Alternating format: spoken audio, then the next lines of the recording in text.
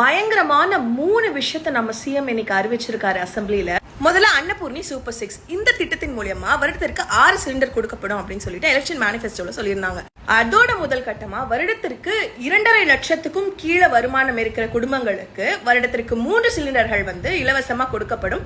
எப்படின்னா சிலிண்டர்கள் நம்ம வாங்கினதுக்கு அப்புறமா அதோட பேமெண்ட் வந்து பெண்களுடைய வங்கி கணக்குல வந்து வரவு வைக்கப்படும். அன்னபூர்ணி சூப்பர் 6 திட்டத்தோட முதல் கட்டத்துல தான் நம்ம இருக்கோம். கூடிய விரைவிலே 6 சிலிண்டர்கள் வருமானத்தில் பின்தங்கியோருக்கு கொடுக்கப்படும் அப்படின்னு சொல்லிட்டு நம்ம கட்டணமில்லா மகளிர் பேருந்து அந்த திட்டத்தின் கீழே வர அக்டோபர் 2ஆம் தேதியிலிருந்து எல்லா மகளிருமே அரசினுடைய எல்லா பேருந்துகள்லையும் கட்டணம் இல்லாம பயணம் பண்ணிக்கலாம். இது ரொம்ப முக்கியமான விஷயம். இந்த பரந்தூர்ல ஏர்போர்ட் வரக்கூடாது அப்படின்னு சொல்லிட்டு தடை விதிச்சிருக்காங்க நம்ம முதலமைச்சர். அந்த ஏர்போர்ட் கட்டுறதுக்கான மார்ச் இடத்தை வந்து முதலமைச்சர் வந்து தேடி கொடுக்குறேன் அப்படின்னு சொல்லியிருக்கிறாங்க.